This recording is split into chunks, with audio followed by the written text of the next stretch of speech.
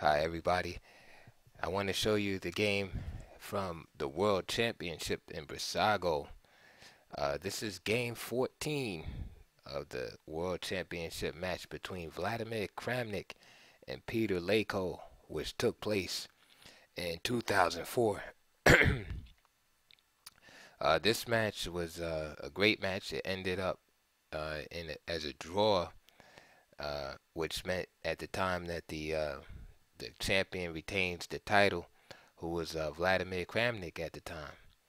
And this game is pretty tragic in that uh, Lego was ahead going into this last game, and Kramnik had desperately needed to win just to draw the match, retaining his title. So basically, Peter Leko just needed a draw, and he would have been world champion.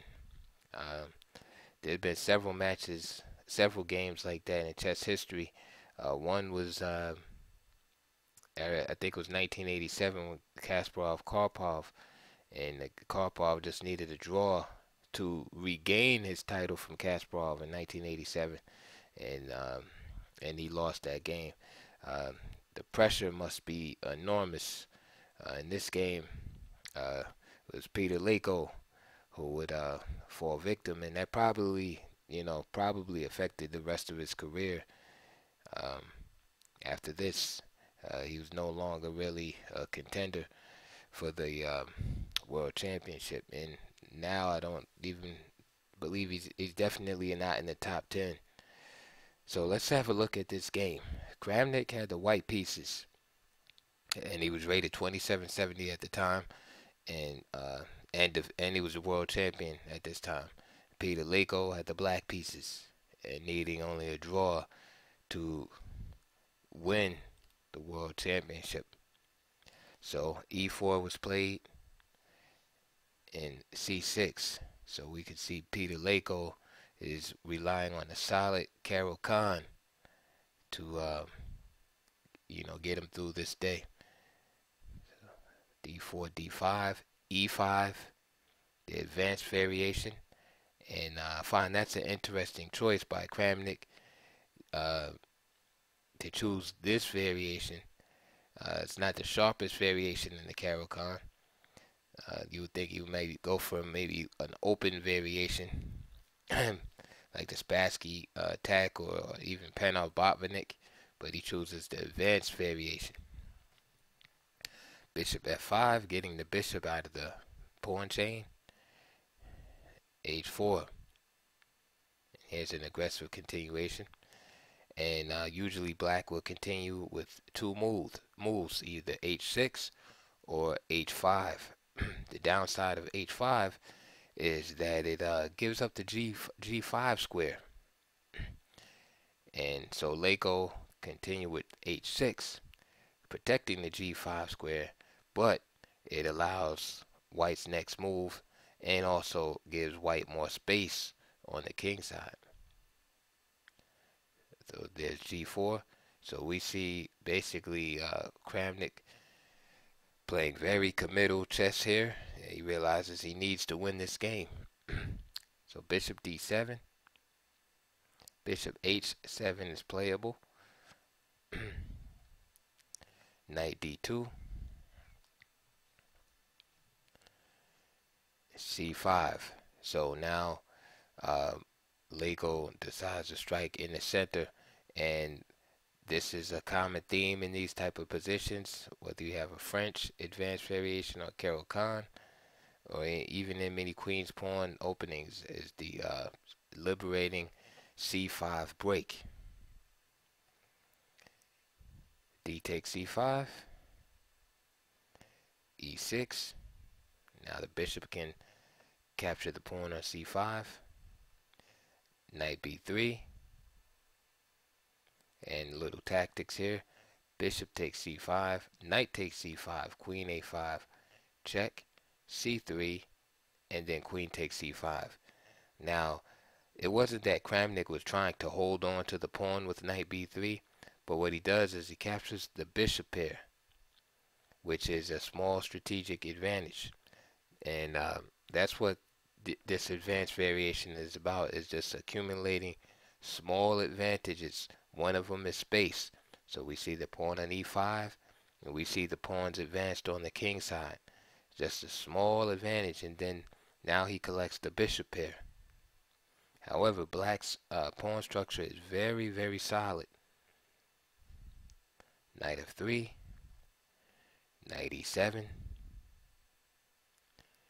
bishop to d3, knight bc6, and bishop e3, gaining a tempo on the queen. Queen goes back to a5, queen d2, and knight g6, and we can see the double attack on the e-pawn.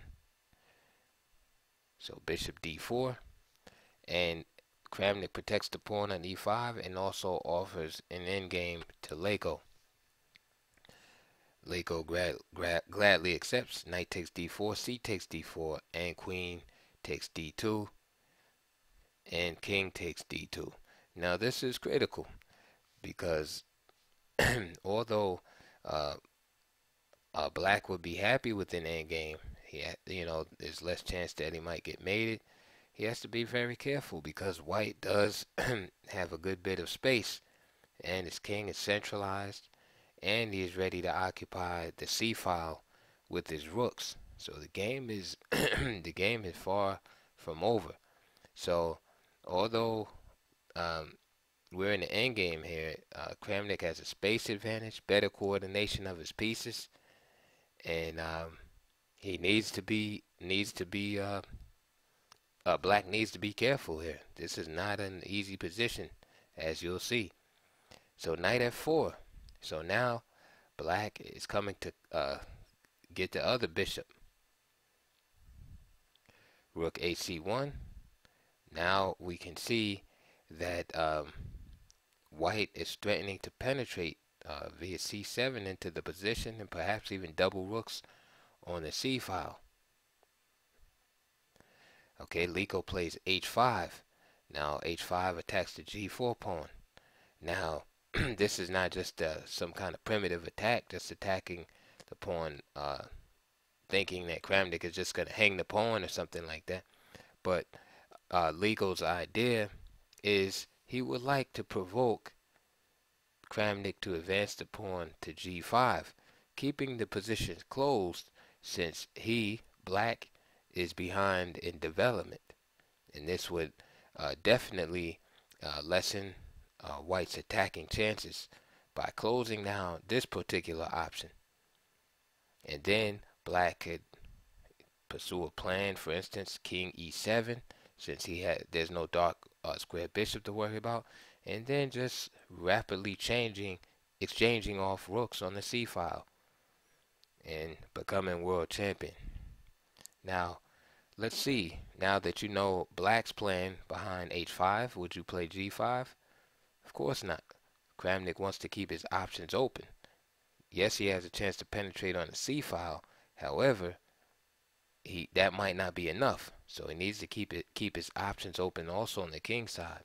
And besides, any immediate penetration to c7 right now could be met by a move like bishop c6, locking in the rook. Okay, so rook hg1. So notice that Kramnik does not push the pawn, but now he threatens to open up the g file for the rook. Again, it's all about keeping the options open. Okay. And now this move shuts down Kramnik's potential entry into the 7th rank on the c file. And now that move makes rook g1 look even better, because now that Kramnik's options have been opened on the closed on the queen side, at least he still has some prospects on the g file. So rook hg1 was a good move. Excuse me. For instance, if g5, then simply knight takes d3, king takes d3, and again a move like king e7 or g6, and then followed up by exchanging rooks on the c file, and black has nothing to worry about. Notice how in this position there's still um, challenges for black to face. So after bishop c6, again shutting down the c file, Kramnik opens up the g file. G takes h5. Now this is a good um, opportunity, right, to learn something. So of course you would love, if you were black, to be able to play rook takes h5, right? But the problem with that is this g pawn is unprotected. So therefore Liko is now forced to move his knight to a somewhat dubious position on the h file, blocking the rook. So that knight is looking good here, but now is forced to go back to h5, where it's just on strict defensive duty, and it blocks this rook. Meanwhile, white's rook looks awesome on the g file. Okay, so now that Kramnik is basically done what he can do for now on the king side, now he switches his attention over back over to the queen side. Okay, b4. What does b4 do? Well, he wants to still penetrate on the c file, but he needs to get this bishop out the way. Okay, so he wants to play b4, b5, attacking the bishop. Now, Kramnik does a good job pinpointing Liko's main problem in this position, which is the coordination of his pieces. So Kramnik constantly is keeping Liko's pieces off balance, not able to coordinate. Notice the rooks aren't connected. The bishop looks like a glorified pawn on c6. The knight on h5 is in a precarious position. So he's just keeping Liko off balance, not giving him really a chance to, consolidate and then trade off. Okay, so black's minor pieces are bad, as you can see, and the rooks are undeveloped. So to fend off b4, Liko plays a6, right? So he wants to play this blockade, and keep the rook out of the 7th rank. And now Kramnik finds a real good move here, a4. So now, if you notice, if you're tactically astute, you'll see that a4 is unprotected. So I know what your question is. Why can't Liko take a4? Well, let's find out. Did he take a4? Well, he played king d8. Okay, so let's see. If bishop takes a4, then there's the penetration of the rook we talked about.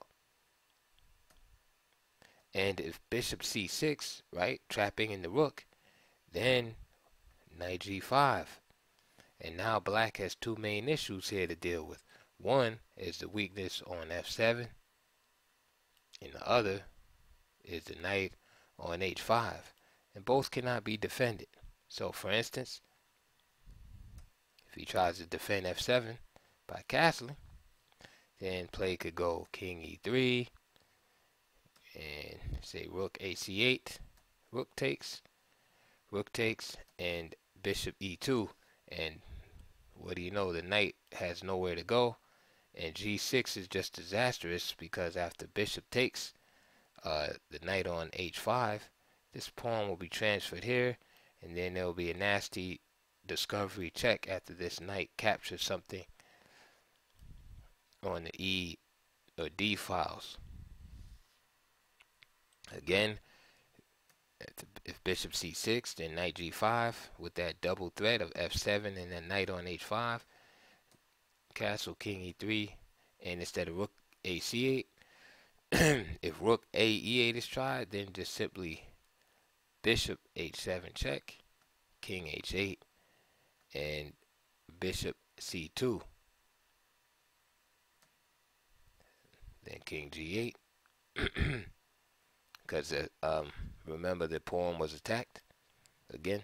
So king g8, and again bishop d1, attacking the knight. So we can see the what happens when your pieces are placed badly. That knight being on the rim, that old saying, "Knight on the rim is dim," is definitely excuse me, it's definitely for real in this game, and you can see by those variations. So that's why Leko and that cannot really afford to take the pawn. Again, if bishop takes a4 there, rook c7. So bishop c6 does not work as a defense. So another option is just bishop b5. Again, trying to go with the theme of trading off as many pieces as we can. But instead of capturing the pawn on b7, just simply bishop b1, preserving the pieces and still maintaining a threat. So Leko played king d8, trying to maintain the position by protecting the entrance to c7 with his king, which is all and good. But again, he solves one problem, but still the coordination of the rooks is still a big problem. Knight g5. So notice that now that the king has moved away from the protection of the f pawn, knight g5. Okay, so now we get to see Leko's plan with moving the king over to d8. So he's going to use the king now to protect the vulnerable square on c7, and then take this bishop and move back to e8 in order to protect this pawn. However, the same problem, no coordination of the pieces. The pieces are horrible. This game is all about playing against pieces, keeping the pieces from working together. Because black's pawn structure is awesome, but his pieces are just so awkward.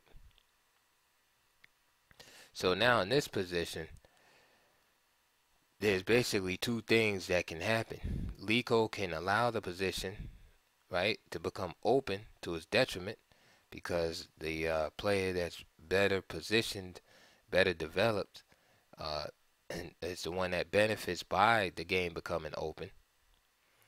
Or he can let white gain more space by b5 and b6.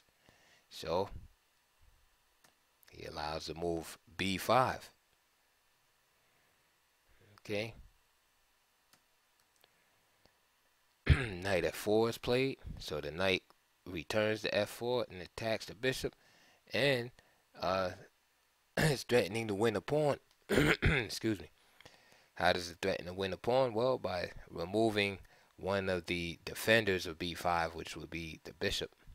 So basically capturing the bishop and then capturing twice on b5.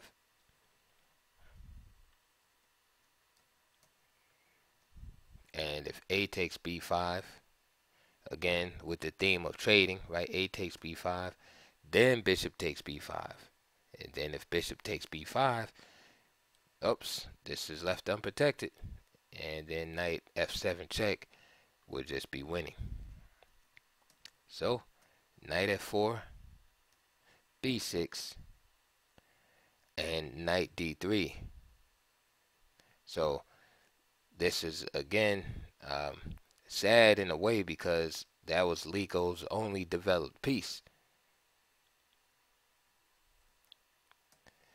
And by the way, those of you might have been looking at that h pawn and wondering, why doesn't Leko just take that? Well, it's due to positional considerations. If rook takes h4, then just simply rook c7 with a dominating position. So b6, knight takes d3, kings takes d3.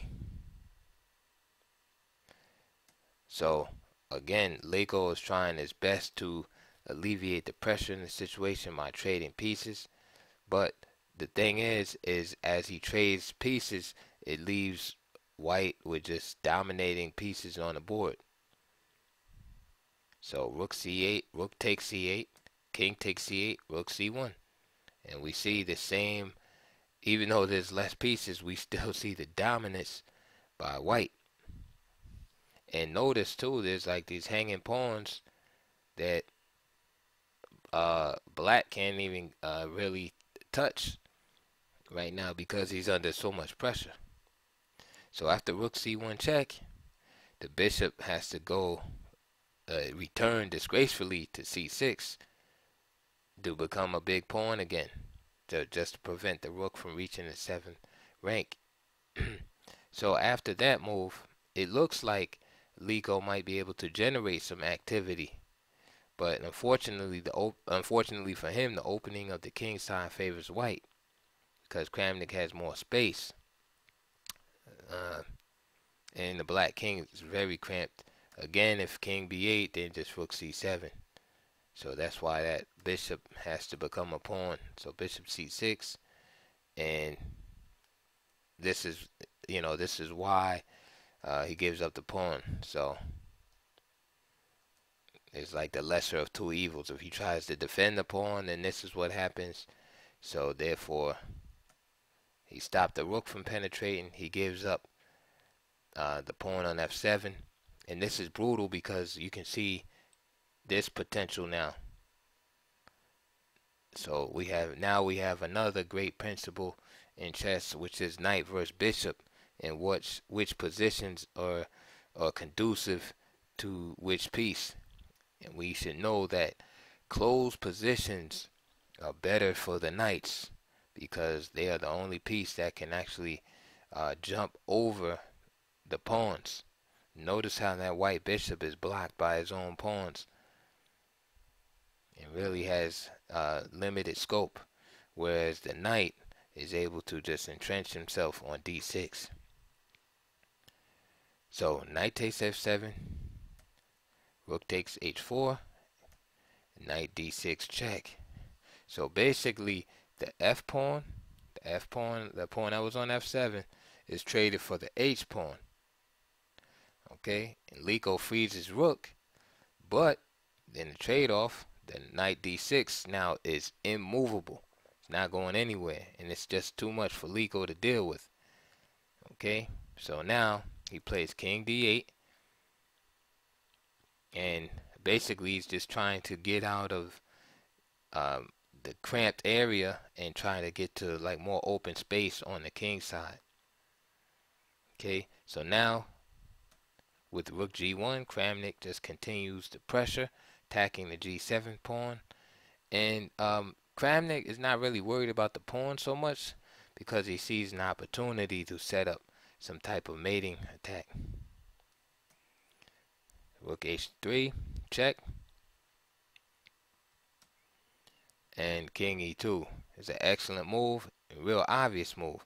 Basically, Kramnik wants to walk his king up the king side using the F and G files, and basically walk his king up the G into the enemy king side position.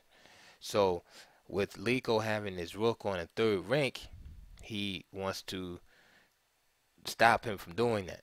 So the next couple of moves are going to be basically revolving around the struggle of Lico trying to stop Kramnik's king from penetrating over there, and Kramnik trying to force his way in. So rook a3. So not only is he keeping the king off the third rank, but he's attacking the pawn on a4. Again, if bishop takes a4, then you have knight takes b7 check. So we can't have that, right? So the pawn the bishop has to stay on c6. So rook a3 is played. Rook takes g7. And now rook takes a4, keeping the material even. Okay, so the a pawn is basically traded for the g pawn. Okay, so now here Kramnik is going to play a devastating move here. Notice he does not try to protect the pawn on d3, right? But he's already thinking of mating ideas, right? And creating passed pawns and such. So check out this next move, f4. Okay, the threat of a passed pawn being created with f5 forces black to stop going after the pawns.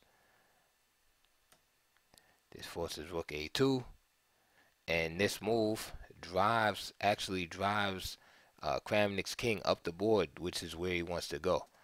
The reason why rook d4 is not acceptable here is because after rook takes d4, then just simply f5. Then after f5, after e takes f5, then just e6.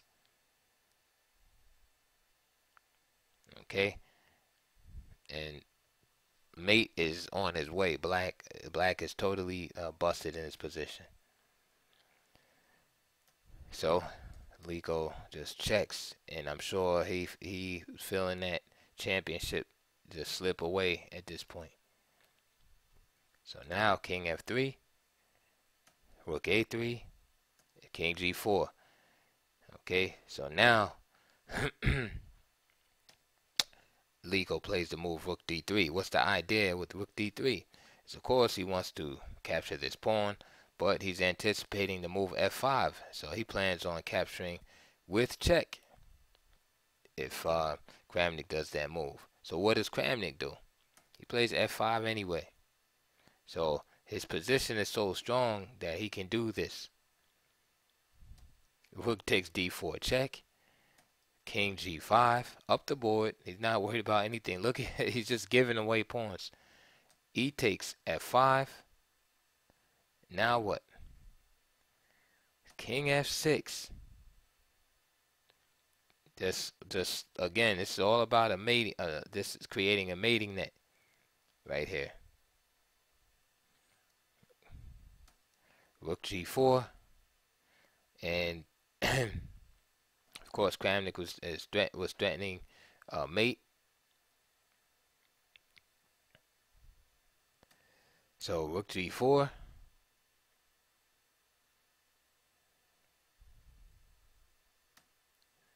Rook c7.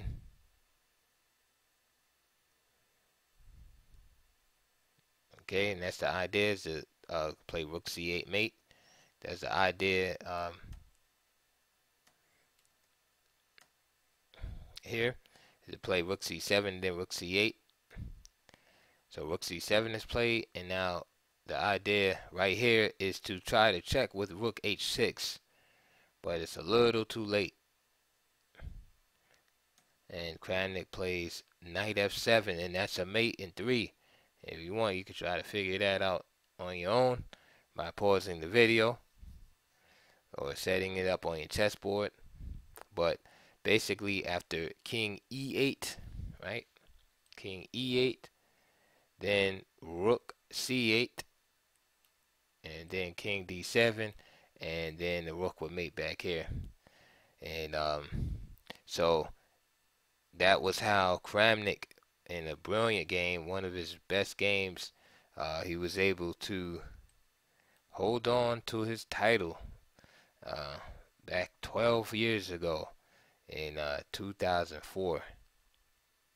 So again, that was a sad day for Liko, coming so close to becoming a chess champion, for his country, Hungary. But it was just not to be. And so again, I hope you enjoyed that analysis, and please like and subscribe. And any questions or comments, leave them down below. All right, I'll see you guys on the next game.